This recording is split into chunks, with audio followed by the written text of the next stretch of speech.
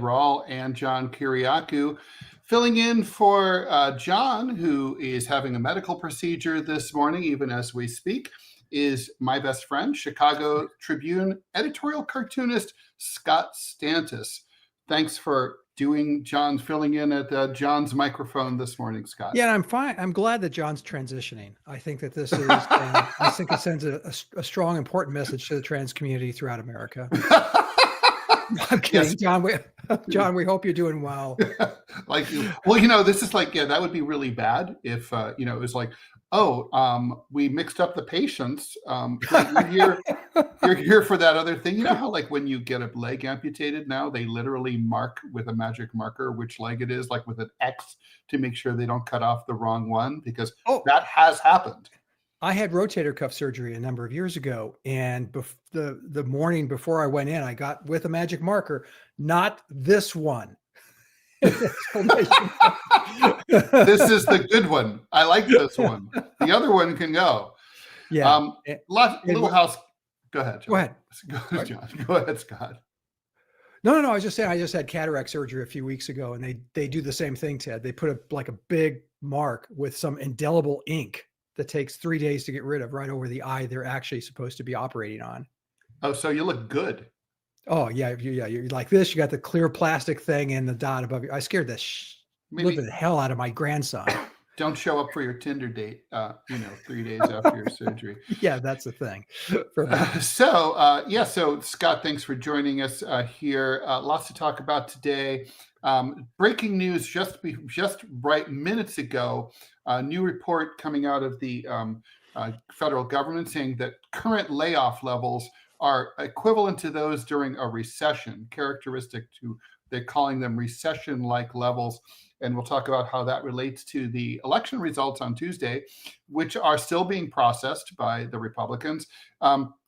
Looks like the Supreme Court is likely to overturn Trump's tariffs that he's been justifying under emergency actions. I know how you feel about that very strongly. Scott, we'll talk about that.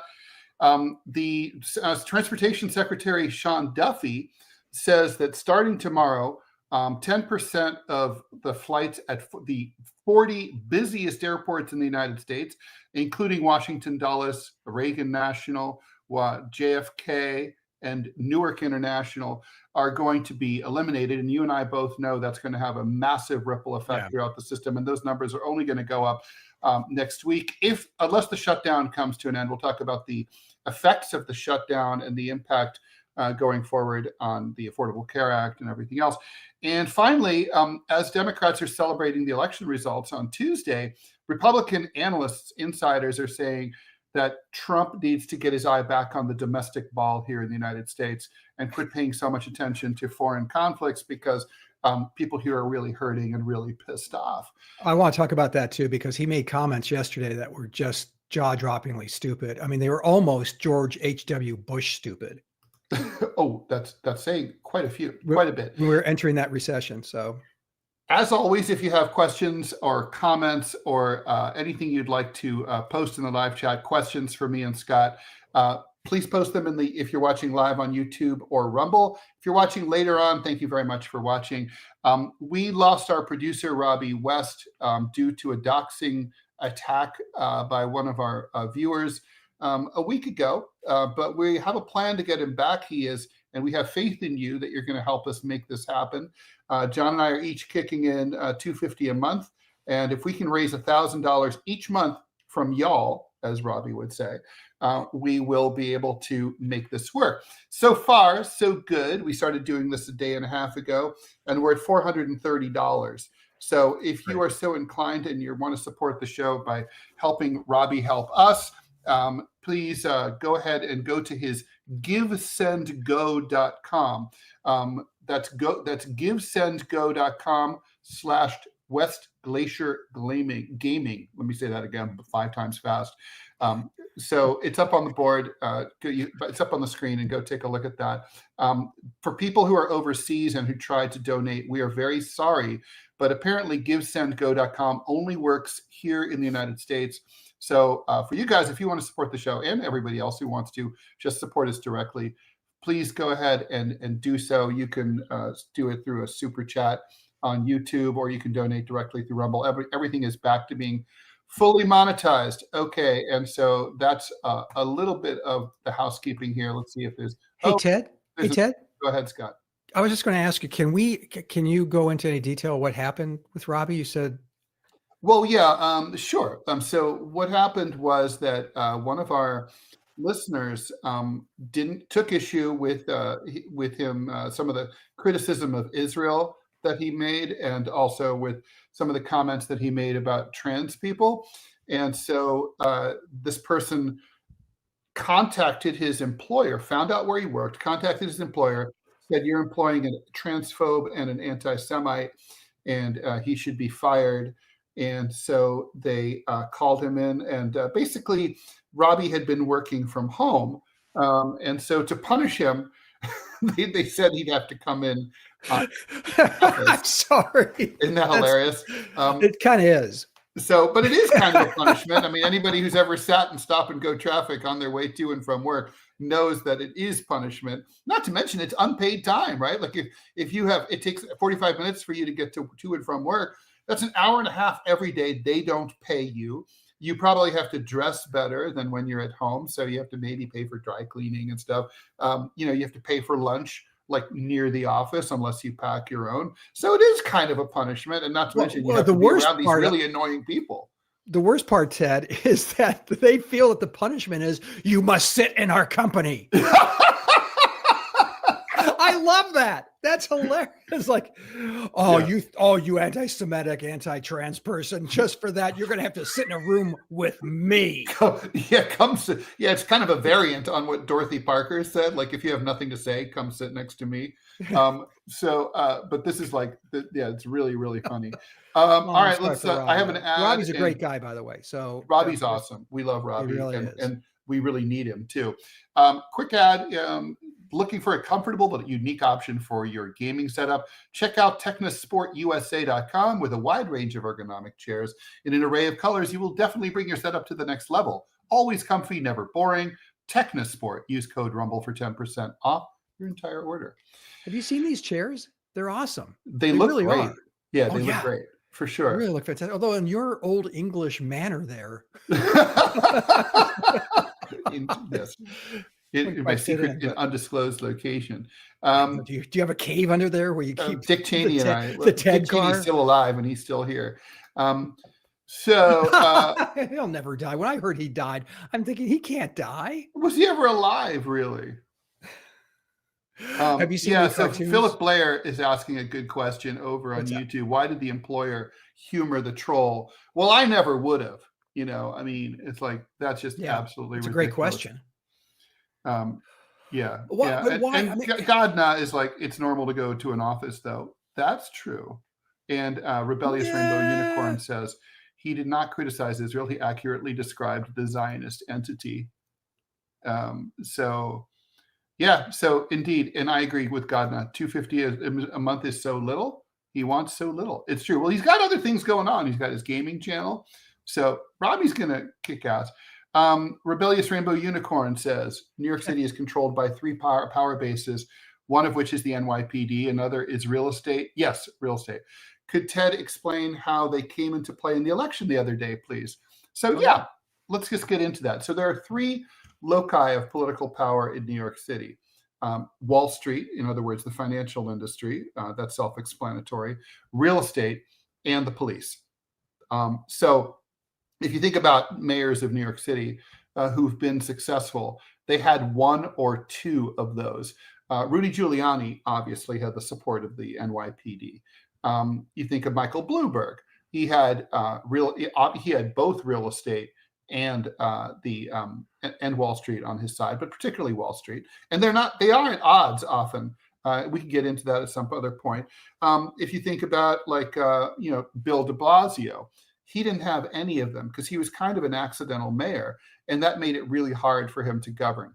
I think Zoran Mandani is going to have this problem. Obviously, he doesn't have the support of any of these 3 sectors. He's declared war on real estate with the rent freeze. Wall Street is just skeptical of anyone who's a self-described democratic socialist. And he's criticized the NYPD on a number of occasions, even though he's trying to mitigate that by keeping the incumbent police commissioner, who every candidate for mayor said that they were going to keep, which is probably for her very flattering. Like literally, they all love me. I get to stay no matter what, is kind of amazing. Yeah, except in politics, you and I both know when you're said your job is so safe, that's when you start to worry and True. get the resume up to date, and because But let me ask you this though, because New York City has a reputation of being so liberal, and rightfully so. But it seems that so of these three, of the real estate, police, the NYPD, and Wall Street, none of those seem to be liberal entities. So where does the liberality come in? Well, so I'm sorry, I'm not really following. Well, none of these are liberal entities, like I said. You mentioned the real estate, the three entities. You're saying like how did he get elected? Is what you're saying? Well, not just that, but New York City has a reputation for being very, very blue. Is it progressive blue? Is it Mondani blue? I don't think. Apparently it is. Where does that come from? Because if those are the three entities, if those are the three powers that are driving New York City, then that flies in the face of this election. Well, I mean, Scott, what it's about is these are the elites. These are the powerful loci of power. Most people don't have power. And the only time they have power is at the voting booth sometimes. And this time was a rare opportunity. Normally, the Democratic Party would have shoved Eric Adams down the voters' throats for re-election. But Eric Adams was such a miserable, horrible mayor and mayoral candidate that they couldn't do that. I mean, he was down to 8% in the polls. It just wasn't possible. Then, and they didn't coalesce behind a replacement soon enough. I mean, I think if they had somehow gotten Adams to step aside in time to install Cuomo as the Democratic nominee, Cuomo would be the mayor-elect today. The Democratic Party was in a state of complete disarray because you had a Democratic mayor who was sucking up to the Republican president in order to get a pardon for his obvious corruption charges. Not only the mayor himself, but everyone around him was hopelessly corrupt. I mean, in many ways, Mamdani is an accidental mayor too. I mean, it's like this was a spite vote for some people like me, where it's like, oh, wait, rich, like billionaires like Mike Bloomberg are really pissed and don't want him to be mayor. Oh, okay, then I'll vote for him. For other people, for sure, like young people, they actually genuinely like what he had to say and what he represented and who he was. And and also he was a very happy warrior kind of candidate. I mean, he's a very appealing, charismatic guy.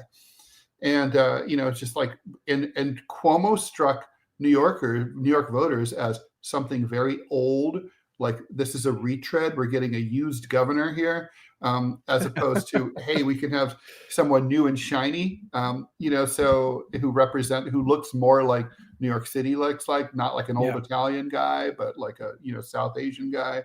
I think there was a lot, it was a perfect storm that got us here, but it came down to the Democratic the establishment's inability to coalesce. I mean, bear in mind, there's only 11% of voters in New York City are registered Republicans, right? So so whoever the Democratic Party appoints, I know people are going to be like, well, look at Mike Bloomberg and Rudy Giuliani. They were Republicans in name only. They were pro-choice. Everyone knew they were only running as Republicans in order to escape the Democratic Party machine. So what happens next? I mean, Mamdani, he's going to be a lightning rod. They're going to turn him into a lightning rod like they've turned AOC into a lightning rod, right? They're going to say, look, he's proposing to socialize this. Which I don't know that scares people as much as it used to, Ted. We're looking at a capitalist system. You talked about the economy, and I mentioned what Donald Trump said. The economy is great. He was touting his economic successes. I'm going, where the stock market is still artificially high. I suspect that's due for correction anytime now. Inflation continues to be, I mean, I go out to dinner once a week with my family, and it's me, my wife, my son, my daughter-in-law, and their little baby. So it's 4.5 people, and we don't get out of there for less than $130. and we're not going anyplace nice. We're going, It's just I remember when like a meal over $100 to me was an appalling cost. Yeah. Like Yeah. I was like, are you fucking kidding me? I'm not paying like triple digits for a meal. But let's go down the numbers. I mean, unemployment, as you said, is up. Job creation was anemic the last 2 times, and those are numbers. Inflation's out of control. Inflation, the official rate is now it's ticked over 3%. But you and I both know that's a joke. Oh yeah, you and I both know that's bullshit, and that So I'm trying to look at what Trump is talking about. What part of the economy is he saying is doing okay? Plus, his goddamn tariffs now have driven inflation up even more. They've ostracized and marginalized America in world markets. So other countries are looking at other places, vis-a-vis China, to partner with in terms of long-term economic development. And so I'm still scratching my head. Here's the point, and this is where here's my point, is that as a true conservative, and I don't believe that this administration is conservative by any stretch. They spend like crazy. They use government interference, government influence, government intervention in many aspects of your life, which is exactly the opposite of what conservatives believe. So that's where my anger is coming from today, is that you have to tell me exactly what part of this economy you think is doing just great, because none of it is, with the exception of the stock market. And I mean, and when that correction hits, and Ted, you and I both know that's in the mail, it's going to be ugly, and it's going to drive us into we're already at recession level numbers in terms of employment.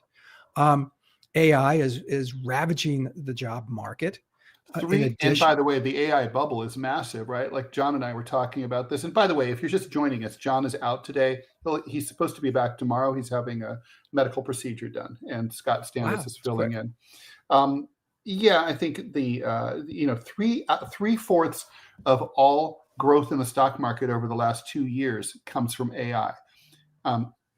That's not sustainable. I mean, people are throwing money at AI because they just think they have to. And, when people get, like my old boss at Bear Stearns used to say, when you get emotional about money, you lose your money. Oh, that's a great line. But Ted, don't forget the AI component here that no one's talking about. People investing in AI products and AI companies, but AI is driving a lot of that investment. Let's be clear on this. I mean, that's true too. AI has driven the rise in rents. There's a company whose name escapes me right now in Dallas that it's this massive, like, gulag of a company building in Dallas where they run and build the software for landlords. And, I think it was, what was it, Ted? 85%. Which New York City Council has just banned. And they should, because what the alchemy algorithm was, and the alchemy that they created was, people will pay this. Well, they have to pay it because, it's where all their shit is. Yes, that's where all your stuff is. So your rent goes through the roof. And that's due precisely and specifically to AI. So let's not just look at this bubble and say AI companies and AI products, but also the AI itself is driving this. Now, does this sound a little science fictionist, Ted? Does this sound a little like the computers really rise are of the cyborgs? Yeah, no, yes. It is. I mean, it's the other day, we're both cartoonists. The other day I saw a cartoon that I wish I had drawn, and it was like a Terminator like style cyborgs. And there's one, and there's a pile of human bodies, and there's one guy, and they like, let him live. He always said thank you when he was on ChatGPT.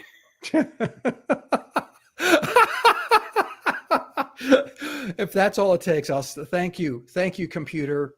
Thank you for all you do for us. Let's talk.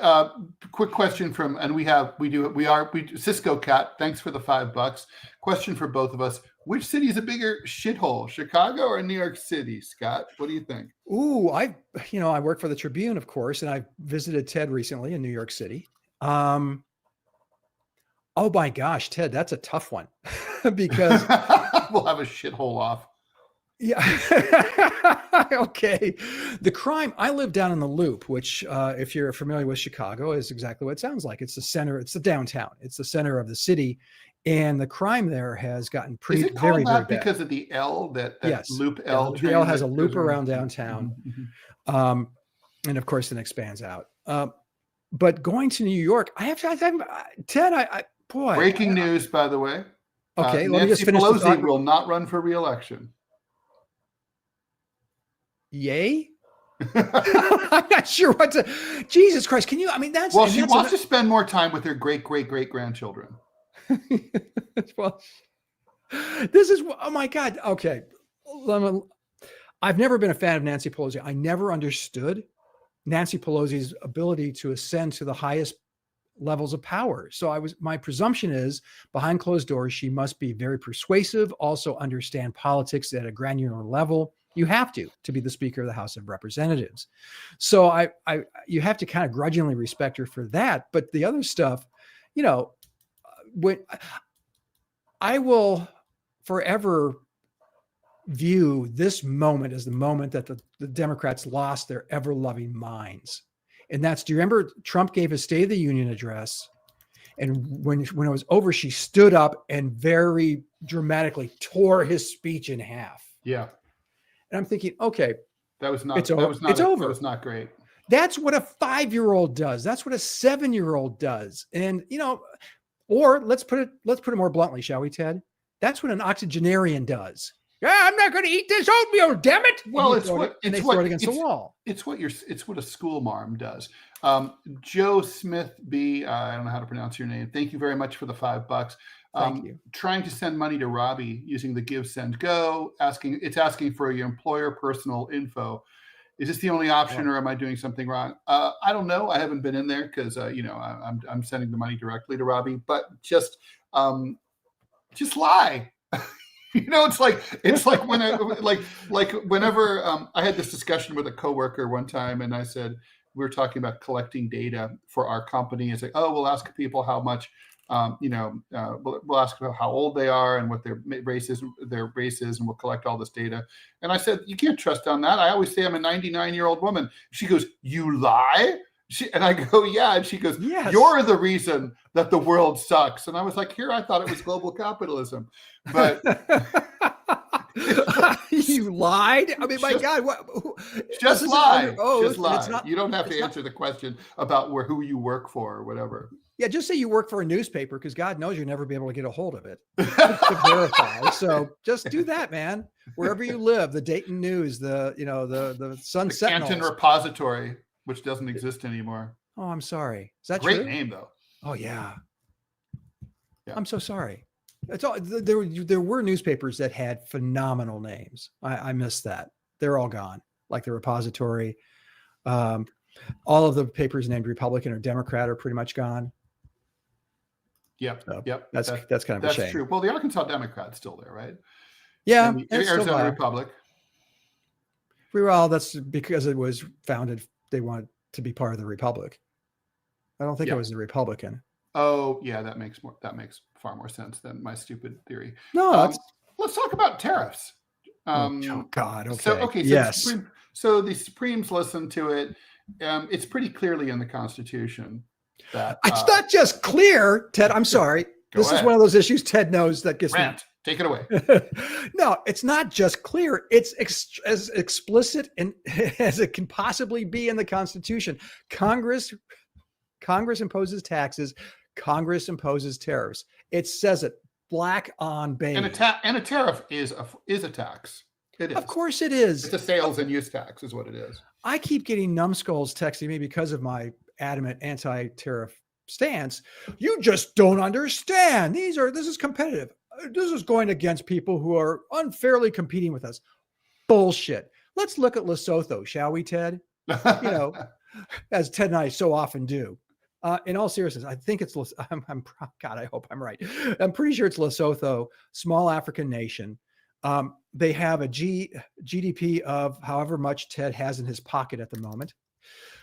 They can't buy a lot of American goods, but they have some natural resources we do buy. what the arithmetic for the tariffs was based on what percentages of, how much of our trade is in deficit to a given country.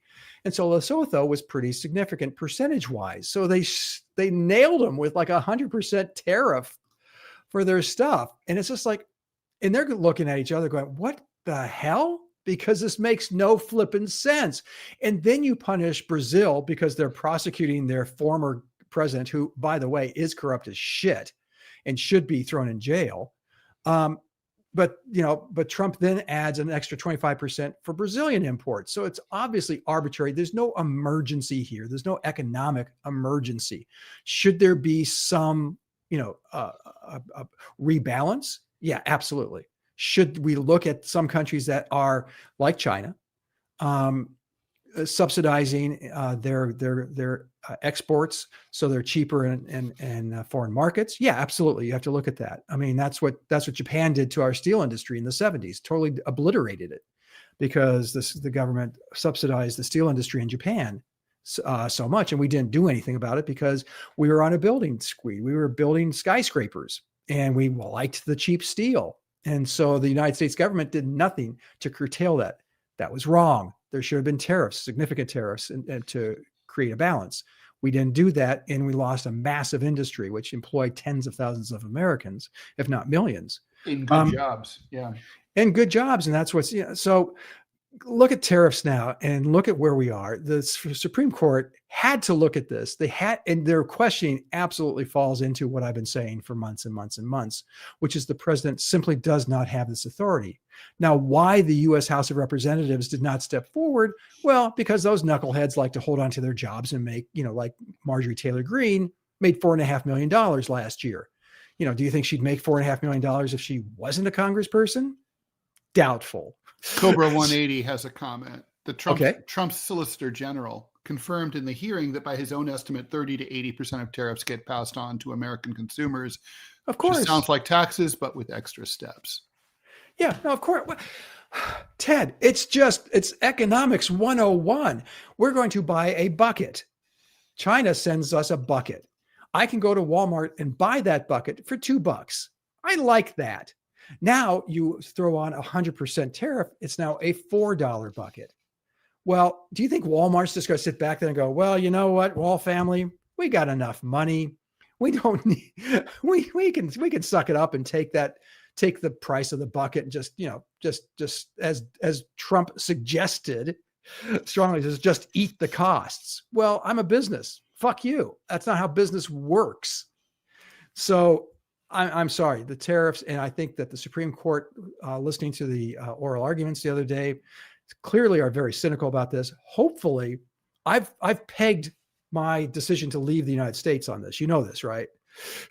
That if the Supreme Court, the results of this, I mean, you're probably the only person who's thinking. Although Donald Trump himself said that this was the most important Supreme Court legal case in our lifetimes. I think he's right. I think he has a point. I mean, but it's so obvious and so glaringly obvious that he is in the wrong on this one. The consumers are paying a massive price. This is why I think Democrats have a shot at 26 if they're smart enough to grab it, which they've shown no inclination in that direction. that has not been the case. But I would say the inflation, you could say, is due directly to these tariffs. Now, is that true? Not entirely. But in politics, we've learned that truth isn't necessarily the currency we trade in anymore. But the tariffs have been onerous. They have been terrible. And, the fact that he's using them as a carrot, as the stick rather. Yeah, no, it's really it's heinous. I mean, the thing is, look, this is Trump's entire shtick, is to declare an emergency, narco terrorists or whatever, and then use it to justify anything he wants. Scott, let's talk about the remedy here. I think it's clear that the court, what direction the court's going to go in. We're expecting a decision in June or July of next summer. So obviously, the Supreme Court doesn't view this as a rocket docket situation, but they're probably going to rule against Trump.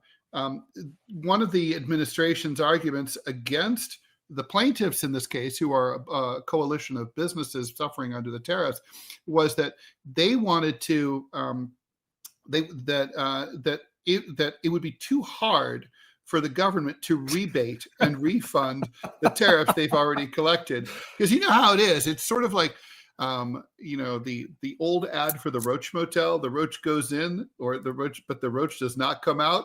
Yeah. Like, la cucaracha entran, pero no pueden salir. As they said in Spanish ad on the subway that I remembered so well. It's great that you remember that. My brain is full of useless shit. So, like, the money goes into, once money goes into the government, it never leaves. So that was the argument of the federal government. Like, really? Like, so if you could, but then the plaintiff's lawyer said, well, you could issue a ruling that lets the government keep what they've collected thus far, but then, not permit the policy to go forward. I just thought that was a funny argument. It was and it's the only argument they have. Is that, well, we've already collected this stuff. I mean, it'd be like the same argument that they made the other day about the food stamps, and they said, well, we can't release the federal funds, the emergency funds, because then we would have to prorate all of the food stamps for the amount that we have, as opposed to the full budget, because we're not capable of multiplying a fraction by another number. We don't know how to do that. I know. I love it. So much of government is laughable in that way, because it's so inefficient and so stupid and so ignorant of things like, I don't know, calculators. Those newfangled calculators that all the kids have now. Right. Right. So weird. It's a terrible argument. It'd be like going to you bust a meth lab and they say, but we've already paid for the equipment. Yeah, we're yeah, but it's still, what you're doing is really, really wrong. And so what he's doing here is wrong. Now, will this embolden, Ted, I got to ask you this, will this embolden Congress in any way, shape, or form to actually start imposing its will? Because, quick side note, historic note, Congress would have gone, the Congresses I grew up with, the Congresses prior to my birth, even up to a few years ago, would have gone bananas if their power had been usurped to the degree that this administration has usurped their power. Do you think this will embolden them at all? Do you think they're going to say, okay, well, we've got this decision, now we can move forward and, maybe question some of his other, antics? Well, Mike Johnson is such a ballsy.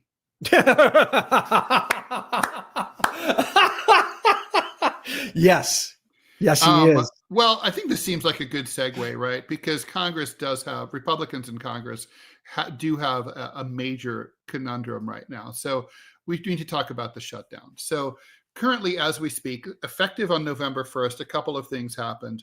The Affordable Care Act started to disintegrate. People started getting bills saying, you no longer owe $350 a month, you now owe $1350 a month. People, and that's going to kick tens of millions of people off the healthcare, most of them, interestingly, in Republican states. So Republicans in the House and in the Senate are feeling the pressure, the heat there. The SNAP benefits, I mean, obviously, people who are poor enough to need food stamps probably don't have a whole fuck ton of political power, but they're 1/8 of the country, including a lot of children. And they started losing their benefits. Some people will not. I don't understand this. Some will get part, some will get nothing. I'm not sure how that's decided. But anyway, the point is 20%. I think it's 1 out of 8. 1 out of 8. No, but 20. The administration is saying we're going to fund 20% of SNAP. Jesus, and SNAP is already a pittance to begin with. So it's 20. Basically, it's like it's a tip. It's nothing. And then. I think maybe most urgently, I mean, just think about like how incredibly terrified the federal government is that anything happening to the aviation industry, right? So much that after 9/11, they threw billions of dollars at the big airlines and in my opinion, kind of told a fib about what really happened on United Flight 93. Like, we didn't really shoot it down. I mean, the fact that the engine was found 12 miles away from the crash site, engines can bounce, you never know. But the point is they didn't want anyone to think that they wanted people to fly. They wanted people to fly fast. it's a huge part of the economy, and not for tourism, but for business, right? I mean, like the whole economy seizes up if you don't have working airlines. Tomorrow, so the air traffic controllers are kind of like, some of them are quitting, or basically like calling in sick and like taking odd jobs, or I don't know, what does a spare air traffic controller do? Do they become a referee, or like what? Just like I guess like literally like car traffic, yeah, maybe so, semaphore signal expert. Yes. I don't know, but anyway, the point is, these guys are dipping out because they're, for whatever reason. So as of tomorrow, Sean Duffy, DOT secretary, says we're going to lose 10% of air traffic to 40 big airports, right? That, you know how it is when you're flying, and especially if you have a connecting flight. I'm sorry, Mr. Stantis. So there's storms in the area of another area of the country that you're not even flying to, but that plane didn't come from there, so you're not going to make your connection. So you're stuck here overnight. You know that feeling. We've all been through that. So that's going to happen like crazy starting tomorrow. Yeah. We already have long delays at the TSA lines, hours long. By next week, I mean, they're like, well, unless the shutdown's resolved by next week, it won't be, right? But the Republicans, they're feeling the heat. The country basically blames the Republicans on the simple logic that they control everything. You control the entire government, so everything that goes wrong is your fault. That may or may not be fair, but that's how the people clearly see it. So Republicans going to be blinking, yeah? Here's why I wanted to ask you, Ted, because I'm trying to wrap my hands around this issue, and especially this move by the Transportation Department, Transportation Secretary Duffy. Is this a way to make people suffer? Now, if it is, and it feels like it is, does the administration truly believe that the American people are saying, oh, this is all the Democrats' fault? Now, Fox News is certainly pushing that scenario. But most Americans are saying, like you just mentioned, you run the House, you run the Senate, you run the White House. This is on you.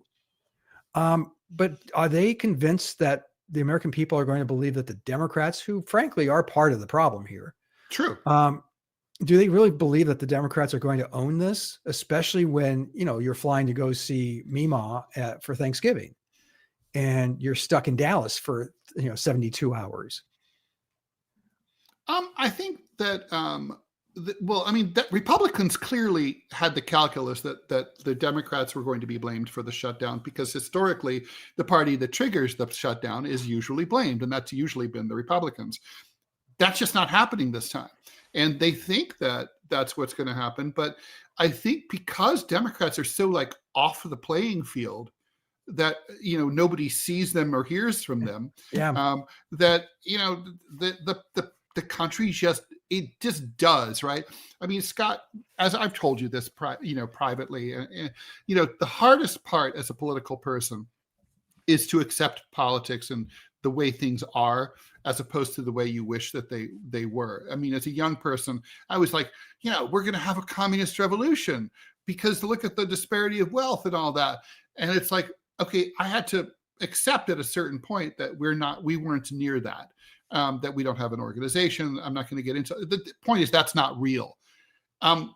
Republicans are going to have to accept that whether they like it or not, hoping it to be so does not win elections, and it does not make you rise in the polls. Kamala Harris wanted a series of things to be so, and if they were, she'd be president, but they weren't so. I think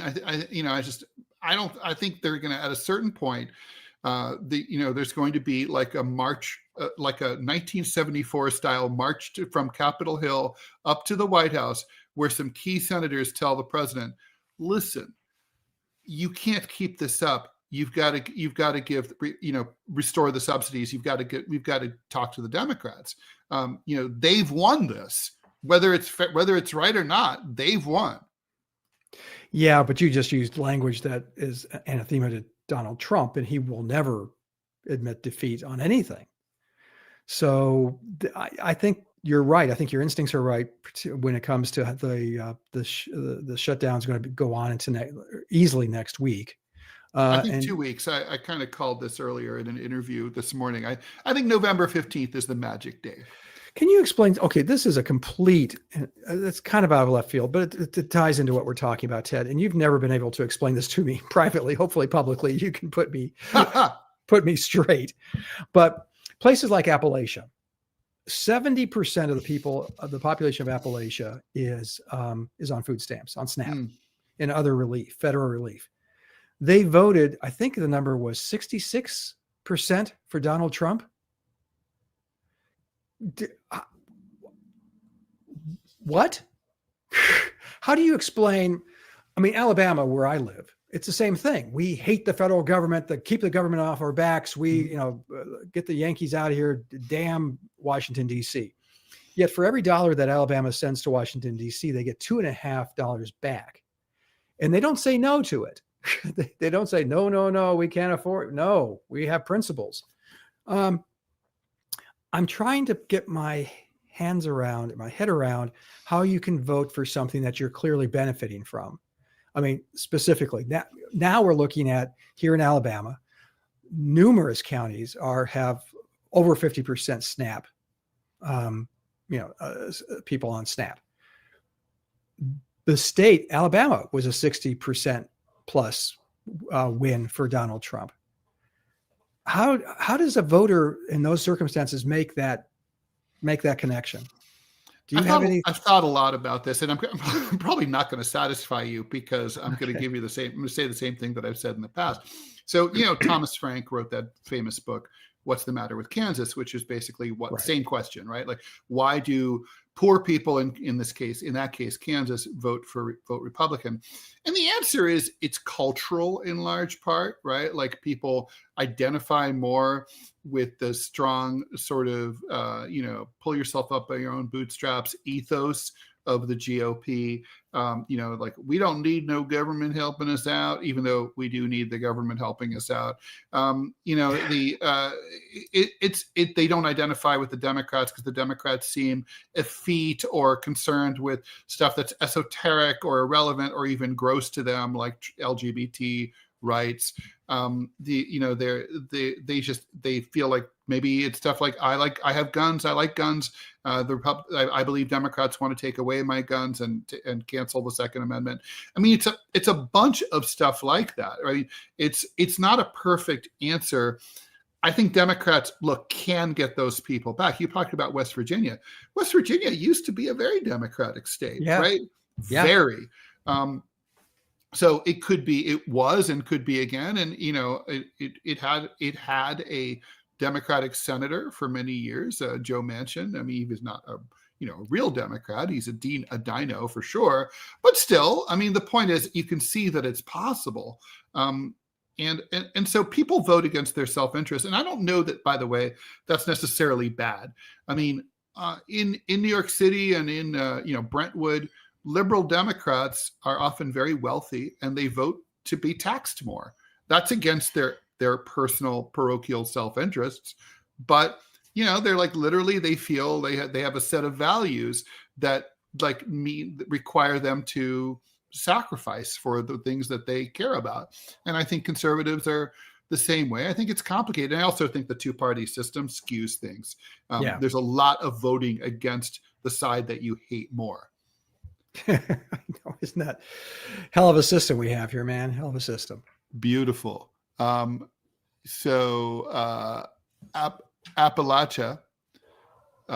Phil 2082 says Appalachia realizes they don't want to be dependent on a government they can't trust. People need help and they can't depend on a government which ends food stamps. That's an interesting take. That is a very interesting take. And you and I both know that is exactly why Donald Trump was ascended to the presidency, is that those very people did not trust that the Democratic Party, who for years had said, we're on your side, clearly we're not. And, Philip Blair reminds us of Senator Rockefeller of West Virginia, who really was a liberal. Wasn't Byrd, or was Byrd from Virginia? I'm trying to think why. I thought Byrd was from West Virginia. Well, hopefully our listeners can help us out here. Well, okay, so let's talk about this election real quick, Ted. We've got a few minutes let's left. do that. Is this a bellwether? Is this, I think Mamdani in New York City is a singular entity. And I don't know that you can apply that nationally, but I do believe that the elections in both New Jersey and in Virginia do not bode well for the Republicans, although Donald Trump did not jump into those races with both feet, as he so often does. I'm not sure if he was reading the polls and just recognized that, these guys, the Republican candidates in those states just weren't very good, although both races tightened up significantly. Now, what happened in New Jersey? I mean, I don't know why. I just think of other than Chris Christie, I can't think of a Republican, a high-profile Republican winning there. Can you? I mean, I'm sure it's happened. It's happened. I mean, New Jersey's a kind of a swingy state, and it's been like it's been like, I mean, it's not a solid blue state really. I mean, the western and southern parts of the states are very conservative, but look, what happened there was a boring result. The truth is, it was kind of a replay. The Republican candidate there this was his third time swinging at the piñata. He was a perennial candidate.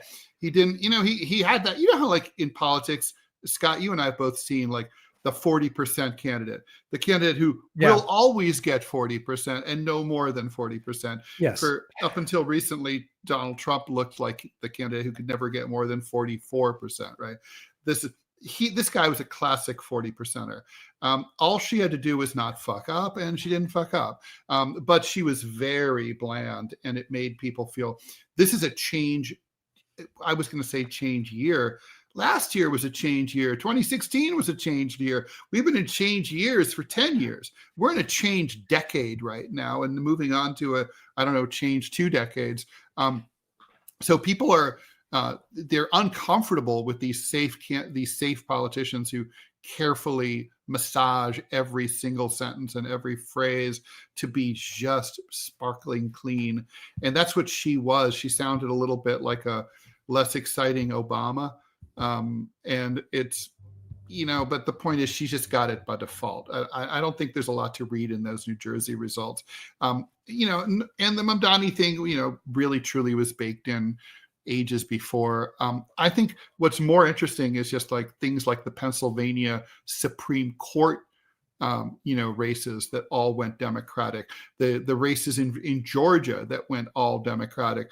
I mean, clearly the Democrats are energized more than the Republicans are, and right now there's a lot of analysis within the Republican ranks that basically are Republicans are saying that the White House has completely taken its eye off the ball. Like the following is from Politico, right? People don't think this is a internal White House ally speaking anonymously. People don't think he's lived up to his promises. You won on lowering costs, putting more money back into people's pockets, and people don't feel that right now. The person noted parallels with Biden, who insisted that America was doing well while people were struggling. This is the problem Biden had, the person said. Yeah. Another one said the president hasn't talked about the cost of living in months. People are still hurting financially, and they want to know that the White House is paying attention and trying to fix the problem as quickly as possible. And basically he's talking about shit like Venezuela instead. Exactly. That's what was his Donald Trump's success in 2016. It was his success in 24 is that, pardon me, he at least gave voice to those concerns that, I feel your pain. I mentioned George H.W. Bush, if you recall, in the 92 election. He was saying, the recession is very shallow. It's not that bad, and we're coming out of it. All of it was true, but people on the ground, people like you, people like me, people listening to us right now, recognize that things were bad. And the fact that this guy didn't seem to care or recognize that, and Trump's comments yesterday, that's why I brought them up. I was so stunned to hear him say that because it was so tone deaf. Yeah. Okay, yeah, he could have taken it to the direction of, this is all Biden's fault. This is the Biden economy biting you in the ass still. And we're working and that's not completely incredible, right? I mean, obviously, in reality, when you're, in month 9 of your term, you can totally credibly say that you've got some lingering economic impact from the previous 4 years. Exactly. But he didn't do that. He said, everything's fine. Don't worry about it. Everything's just dandy. Well, like I mentioned, I go get a cup of coffee with my wife. It's $10. It's everybody knows, you can pretend that it's okay, but it ain't okay. And people are losing their jobs. We had dinner with a friend of ours, son last night, and he works in a production facility, and they just laid off half of the workforce because of the economy. That's not an unusual story going around the country right now. A lot of people being laid off, a lot of people. And let's also, as Ted has mentioned many times, and I agree with him, is that we have an underemployment problem in this country. People they're employed, they have jobs, but they don't pay enough for them to survive. That's a huge problem. I would argue it's even worse than all the other economic problems. I mean, we have so many brilliant people who are working jobs that are beneath their skill set. And so you say, well, the tariffs, that's what the tariffs are supposed to correct. Well, tariffs take a minimum of a decade to correct things, if they correct things at all, which large percentage of it doesn't work. They've tried it for, don't look at the 19th century economy of the United States, which was heavily dependent on tariffs. And it didn't work. It kept some of the industries here. In fact, shipping things back and forth was expensive and dangerous and had enormous risks. So starting the steel industry, letting the Industrial Revolution come to the United States. But when we wanted to fight against textiles, when we wanted to fight against other goods, it didn't work. It did not. You saw some textile industries tick up here. Again, Industrial Revolution, driven largely by textiles, but not to the numbers that were significant enough to drag us out of the Andrew Jackson depressions. He also got rid of the Bank of America, which was kind of not smart, but that's another podcast or another episode. I do. And by the way, this is oh my God, the person the scroll is going by so fast. It's hard to keep track of. Anyway, this is funny. Blake is saying, I'm buying a $30,000 house in Nicaragua where my cost of living will be $1,000 a month. That's where we're really at. Stay at your own risk. I think economically we're going to have the waters have already been boiling. They're just going to get worse going forward. I think that's hard to argue with. So some breaking news. This is maybe a counterfactual to the idea that Trump is spending too much time on foreign stuff. Breaking just happened. Looks like there's a temporary truce / ceasefire in effect in the Sudanese civil war that was brokered by a Trump representative. That's been a horrific conflict that's been raging on for 2 years. And looks like the Rapid Support Forces, the RSF, which is a breakaway faction of the Sudanese government, which has been fighting the previous main Sudanese government, has sat down and the fighting is about to stop there, at least for the time being. And Donald Trump and the administration will get very little credit for it in the mainstream media. I guarantee it. You won't hear anything. I mean, look at what he did with Thailand and Cambodia, the conflicts. There are a number of conflicts he's jumped in on. Donald Trump hates war. Well, you can think about a lot of stuff, but and disagree with him on. But this one, come on, folks. Can we get on board? Can the Democrats get on board this one? That we don't like people killing each other. Well, I'm not sure the Democrats are on board with that, Scott. I mean, Joe Biden, presided and funded and supported and ran interference for the Israel's bloodthirsty conquest of Gaza that killed close to 400,000 people. And it's, he was all about it. Democrats have been the war party now it's been argued for decades. And I think probably that turns out to be true. But it's really, really clear over the last, 10, 15 years, they're not pacifists, man. No, they haven't been. But but I'm sorry, these are pretty significant accomplishments. Getting the ceasefire, as unsteady as it is, in Gaza, that was a big accomplishment. Trying to get Putin to see, sense, and trying to get Zelensky to see sense and end that war. But these are all these other little wars that this administration has worked hard to end. And I think that it deserves our praise and our admiration. And he's not getting any of that. It's insanity. And maybe you're right. Maybe the Dems have just decided we're the war party. We're the killing party now. We're all for it. Yeah, no, I mean, I honestly think that I don't think that, they're not that they're going to give any credit whatsoever to Trump, and, nor does Trump ever give any credit whatsoever to Democrats. I mean, that's the world that we live in, right? Graciousness is no more.